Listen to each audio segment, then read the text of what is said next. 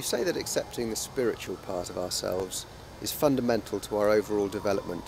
Why is that the case? We don't seem to function as well when we're disconnected from Source. If we think of God as our Father, then like any parent, if we deny our parents' presence, we then miss wonderful opportunities of learning. For example, we lose the chance to ask for help when we need it, and we have no one to turn to. And of course, God gives us the opportunity of gratitude. What do you say to somebody who clearly can't accept a presence of a God? We're not here on this planet to change other people. We're here to change ourselves. So forcing my understanding of the universe on someone else is clearly wrong. People must come to these conclusions themselves.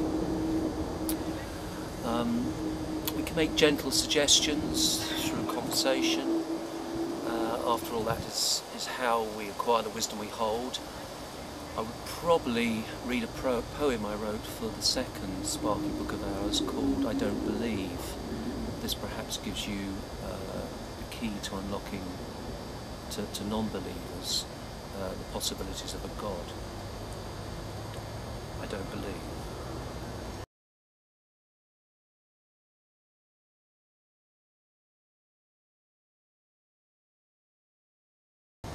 I don't believe in God, she said. The notion is absurd, and yet I like the words of Buddha, Christ, the Merlin, and Muhammad's life. It's such a shame they all were wrong, for even songs in churches sung do fill my heart with utter bliss. I really wish he did exist. This fantasy he loves us all, and help will come from just a call, remains as just a perfect dream about a world I've never seen. Dear Bat, I've listened to your sobs. Can I now give you my response? Alone you live on darkest shelf, believing only in yourself. A flower grows when bathed in light, and so with you, if this seems right. So stretch your wings towards the sun, and let abundance surely come.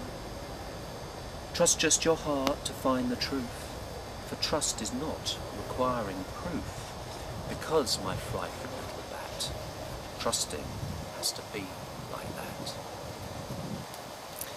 So are you suggesting that trust is the key? That's correct, I am, but there's also understanding that the nature of trust means that we must accept that there's not going to be any proof. Otherwise, where's the trust? Trust is, of course, one of the most important lessons that we all need to learn. We're sitting once again under a beautiful tree in this interview. Yes. The trees are important to you. Can you tell us why? The trees are important to all of us. Some of us, of course, believe the trees have no voice and they have no spirit, which, of course, is quite incorrect. However, you need to expand your mind and learn to start listening carefully. I'd like to read you a poem I wrote from the second Sparky Book of Hours called My Dearest Tree. This is one of the many conversations I had with my tree and here in Hyde Park, and I think you'll begin to understand why I believe the tree is the keeper of knowledge. My dearest tree.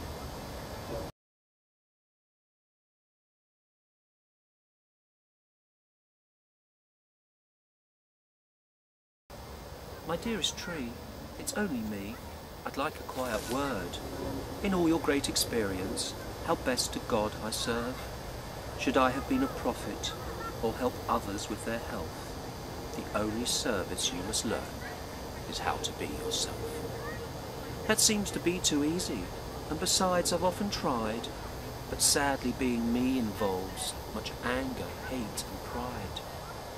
You need to be the best in you, and understand your worth, for you were made of goodness, long before you walked this earth.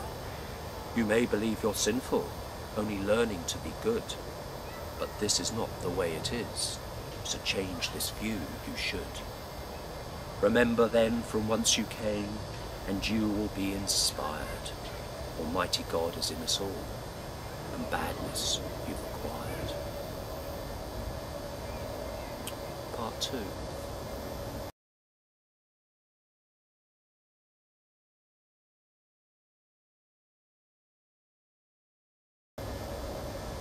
Tread gently on my mossy bed, and stroke my bark with gentleness, and ask yourself what you can feel, or does this seem to feel unreal?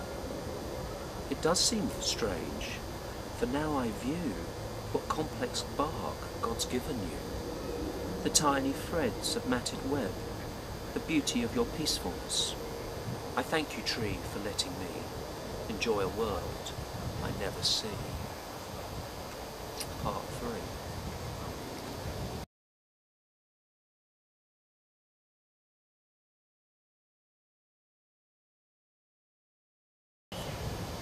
It would be nice to be like you, O wise and kindly tree. What can I do so I improve the qualities in me? What is it then you see in me that you would like to be? For though my years are very long, to most I'm just a tree. Your patience is immeasurable, and few are quite so beautiful. And though the weather taunts you, you remain so still and strong.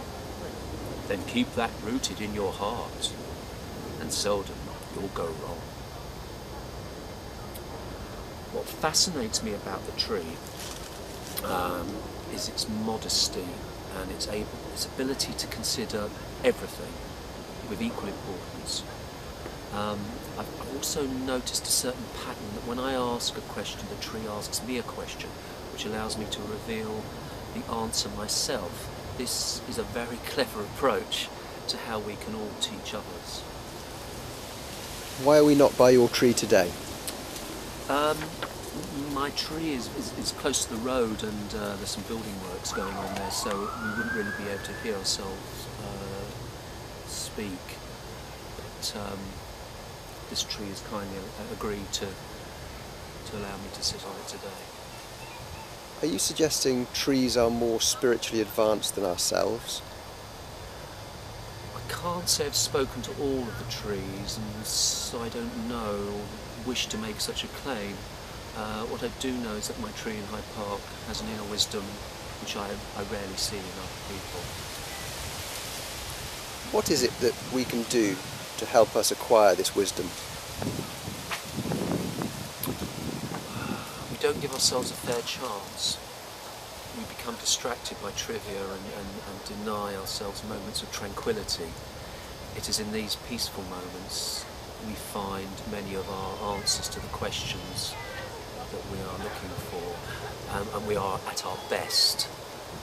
I'd like to read you a poem I call Clarissa Said, and I think it illustrates one of our biggest distractions. This particular distraction will most certainly stop us from moving forward.